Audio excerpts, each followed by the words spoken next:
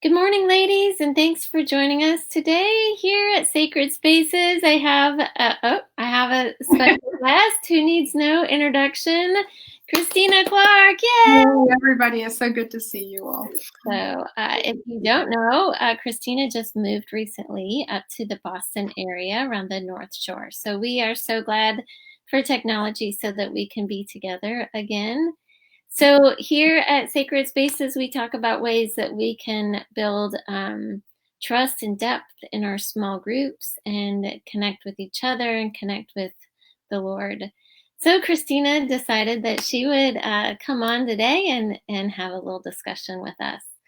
So in the past few weeks, we've talked a lot about kind of the role of the facilitator and maybe some of the skills and guidelines and questions and objectives. And so today, I love all of those discussions, but I kind of want to talk about the atmosphere today and the environment, um, and how a facilitator plays a role in creating that environment of trust and depth.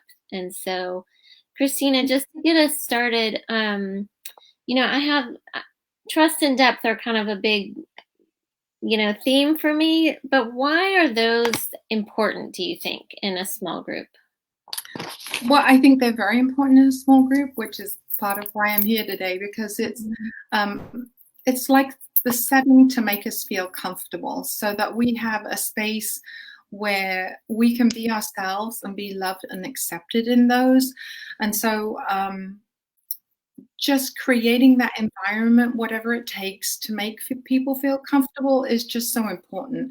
And it frees you up to share from your heart instead of from your head, which is just a big part of building those relationships. And of course, we always look back to the relationship of our Father, the Son, and the Holy Spirit, that Trinity. And I know you've talked about that on Sacred quite a bit, but I mean, that's what we're to emulate, and that's what he has for us. He's created us for that community.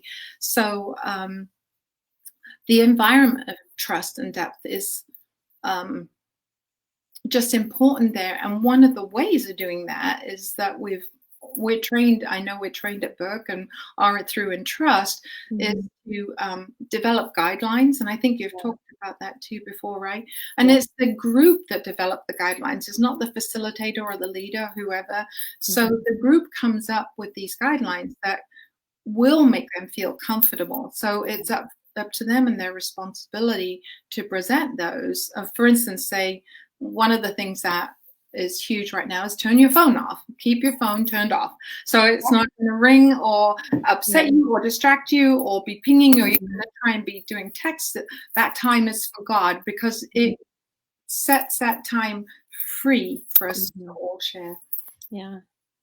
I love the group guidelines, because a lot of times I had been in a group and I'd get a piece of paper and somebody had already kind of developed those guidelines, and then we would talk about them, but there's something different that comes about in the group when you just ask the group and say, we have some ideas, but what are your ideas for what would make this a safe place for you, instead of we already know and we just want you to sign this and agree to it, but what would make this place safe for you? Because a lot of times I've been surprised by what people have said, that I was like, I hadn't thought of that, but I'm glad you told me, And so what are some other ways that you have seen trust built over time within the group? Well, one of the things as a facilitator that I like to do is call people one-on-one, or even meet them for coffee one-on-one before the group even gets together, so that you can develop a relationship. And so nobody's a stranger to start. They all have a connection and a friend, and you can link people. And so another way that you can follow up on that is to do calls throughout the course of the group meeting. Another one is to have prayer requests, that you pray for each other while you're in there. And another thing that we sometimes do before the class even starts is, if you have a survey, go out and just ask simple questions to know where people are. And just have a little background on them, or if they're going through something very difficult, you get to know that beforehand so you can be cognizant of that and Mhm. ask questions and talk with them and walk with them through it. So. Yeah. Yeah. I love that. So when we build trust, we want to provide a place where women can really, like you said, be who they are, be themselves, and really be vulnerable. And so that's where we're going into the depth part of that. What do you think gives women the courage, or maybe we would call it permission, to be vulnerable in a small group? Well, it only takes one person to be vulnerable and for that vulnerability to be accepted and Mhm. protected Yeah. and respected, for others then to see that it is okay. And I Mhm. don't mean that they're going to be telling the darkest secrets of their soul. I just mean that they're themselves and they're free to say things without judgment or recrimination or people going, like, what in the world did she say? But I mean, there's also freedom to do that once you Yeah. become vulnerable enough to accept that, Yeah. because you're all on a good footing, and those things will be cut within the group, and the unconditional love is there and extended. So if that doesn't happen from one of the group members, or Mhm. some weeks have passed or something that hasn't happened, that's when the facilitator can step in and be vulnerable herself, or share Mhm. something from one of the questions that, oh, this spoke to me here, but I don't get it. Does anybody else get it? Mhm. Where do you come from that? You're Yeah. showing, hey, I don't know everything. Yeah. None of us know everything, right? Right. Right. If you put that out there right from the start, but some of us may be in home environments where it's not okay to be that way, so it's not in a Mhm. natural Mhm. position to be. But like I said, it's kind of contagious. Once the door is opened for that vulnerability to be Yeah. shared and accepted, then other people feel freer to do Yeah. something of that follow Yeah. through. Yeah, vulnerability can take a lot of different shapes and forms. It doesn't, I like what you said, it doesn't always have to be like your deep, dark secret or, even a lot of emotion. It could be, I remember going up to Pam Sanders one day and I was like, I don't know how to do a word study, and that was a very like vulnerable thing for me to say. I was like, could you teach me how to do a word study? And yeah, I've been to school and I probably had to turn in a word study, but it didn't stay. And, and to say that, no, I haven't read that book, Yeah. that I probably should have read, or no, I haven't read the prophets in a while. Or Or, maybe I haven't even opened my Bible this week. Do you know that, guys? That's the truth of it. It's been one of those weeks, and yeah, that's okay. It's life. yeah, We're free to share that. I mean, it's mhm. good if you open your Bible every day. I don't mean to say that at that. So, Yeah. you know what I'm saying. Yeah, Sorry. but it's okay to say that this is a rough week, you Yeah, know, that's exactly right. and that Yeah, this is maybe where I'm having a hard time, or where I'm feeling a little dry, or, just not feeling it, or, right. That's right. Yeah. it just shows that something else is going on, but it's Um, a way for you to be known. and we've all been there, right? Yeah, So, yeah. it just being able to share that too and support Mhm, somebody through it. That's mhm. so Yeah, exciting too. So, yeah. yeah, yeah. So, Um, love this. How do you think God designed us that way, to really have that relational space, to be vulnerable? Where do you see that in our design? I'm sorry, run that by me again. See, I just had a complete blank there. I got distracted by the goings on in my house here. Sorry. It's okay. You just moved and people are coming and going. See, this is a safe space. And all of them out there are like, okay, like it's real. Yeah. Real life. So, how do you think God designed us, or how do you think He went before us to say, like, the space with Him is a relational space? Mhm. It most definitely is, and he opens that space up for us to have community with others, and draws us to himself. And then from that, we're able and strengthened to draw out to others and reach out to others. So just providing the environment where there's a safeness for that, and going to his word, of course, is a huge part of opening up and getting to know more about him.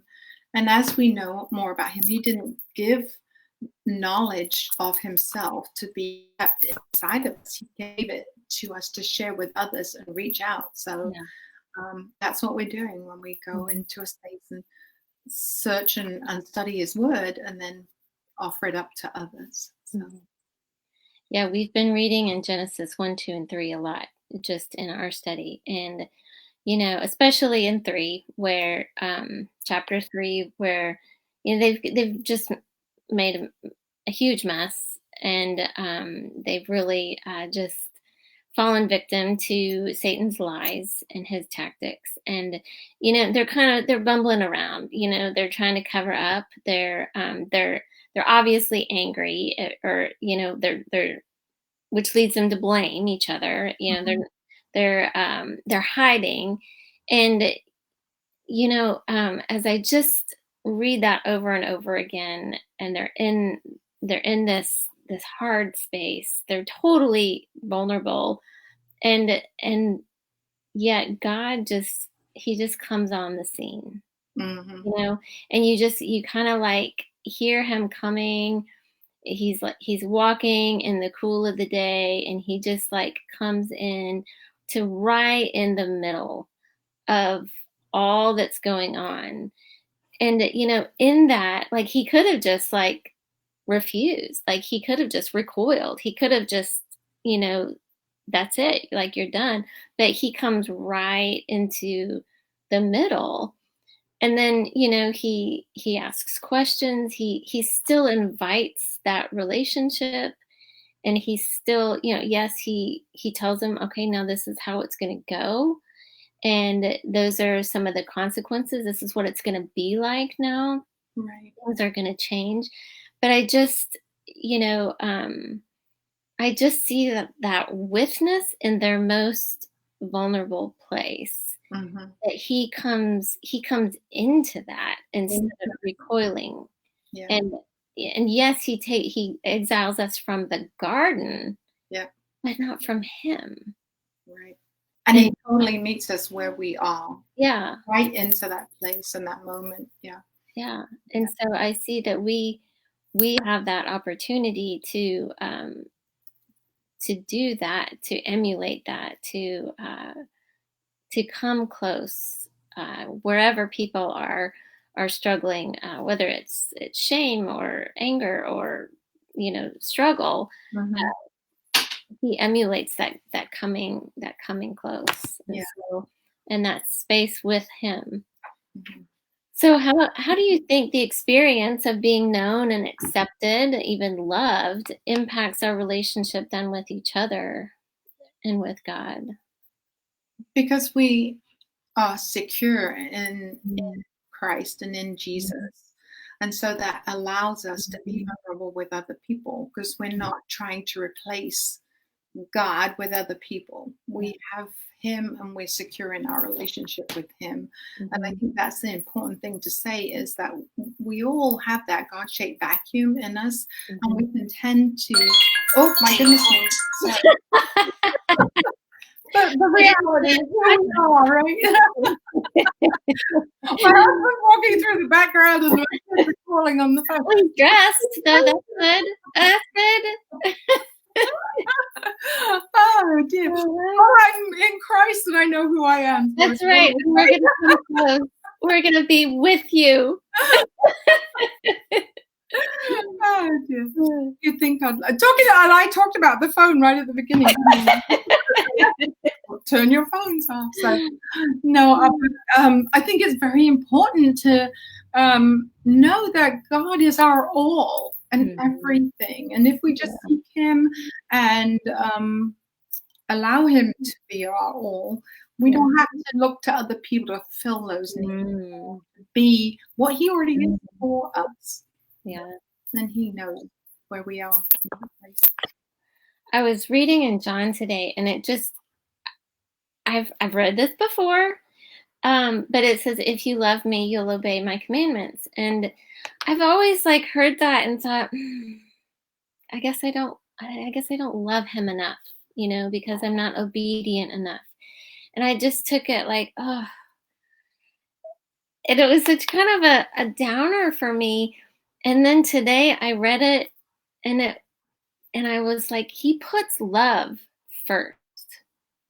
When you love me, when you experience being loved by me and you love me back, out of that will come obedience. Mm-hmm. Mm-hmm. I've never put that first. That he wants me to experience being loved by him, being accepted, being cared for, being provided for, being secure by him. And when I feel that love, then I will trust his commands and obey, knowing that a loving father gave them to me and they are for my good. Right. And I just never put that first. And so when we experience the love of the Father and the love of each other, then out of that love we can trust those commandments, and we can be more obedient, because it engenders more trust.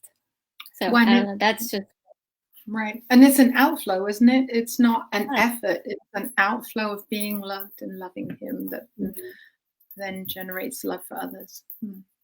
Yeah. So these are kind of some heavy spaces, and just, how do you, how would you encourage somebody that might be thinking about facilitating one day or stepping into that role?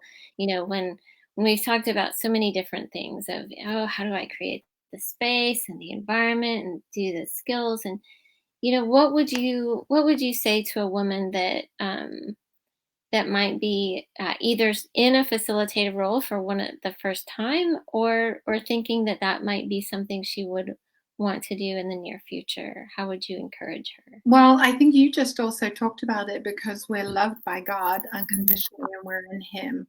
And so when he calls us and has a work for us to do, he's already prepared us. And it is really him doing the work through us. And so whatever we do is,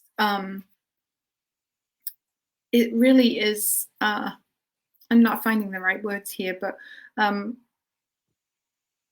you get so much more personally when you're obedient. The blessings of knowing, first of all, that you're obedient in what you're doing and God has called you to do that, that it is just so rewarding to do his work, that really the rest just kind of falls into place. And God has prepared for you, in you, what he has for you to do. So it's a great privilege to be called to do his work, and he has it ready for us, and he knows. So he will do it through us and work that through.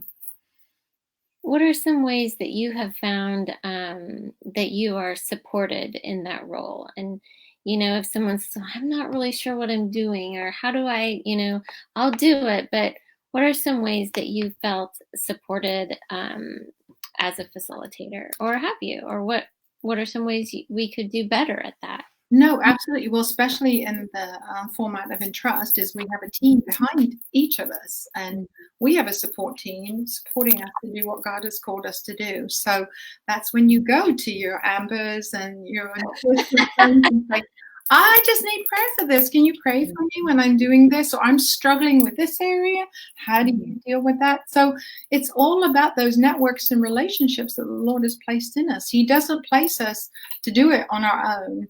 We're not made to do anything on our own. Adam wasn't made to do anything on his own. God gave him Eve to help. And so he's given each of us others to support. And if you're feeling like you're on your own, then I would say step back for a moment and ask the Lord where your support team is, because he never calls us out on our own totally. He is supporting us in ways.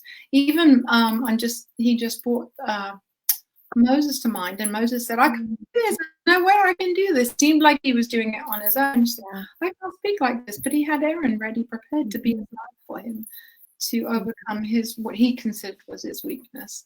Yeah. And God used it in that way. So God has means to support us and help us. Sometimes we just need to look for it and ask. Yeah. And I know Burke has a great support network. When we were teaching in the studies there, we have really teachers to support us, and so that was wonderful. Yeah. So you're not alone, and I have loved just the I do remember the first time that it wasn't here. It was the first time I led a small group, and I did just kind of do it on my own, thinking, well, I can figure this out, right? But it's really calling up that support, and not doing it alone. Just because you might be a leader or in that role does not mean you have to do it alone, and that there is guidance, there's help, there's support.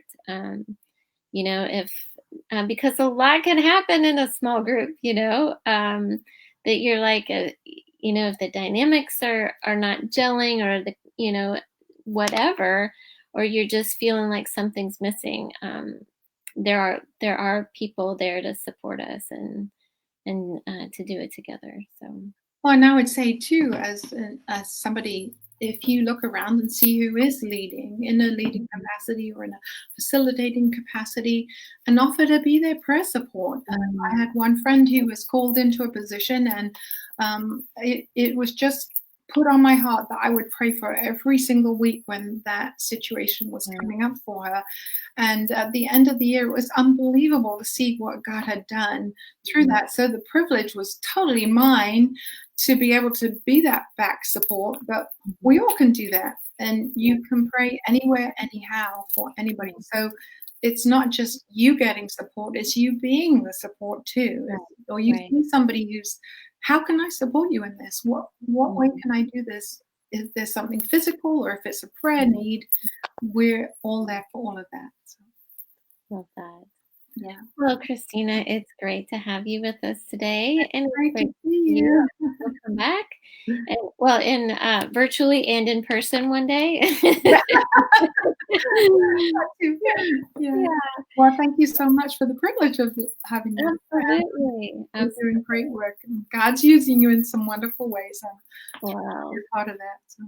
Well, and we hope that your small groups out there are going well, and you are experiencing places of trust and depth, and you're experiencing the way that God comes to you and comes to get you, to be with you, and to provide for you, and to really communicate that you are loved in whatever situation you find yourself in, that He sees you, and He does love you. So thanks for joining us today, and we will be back next week.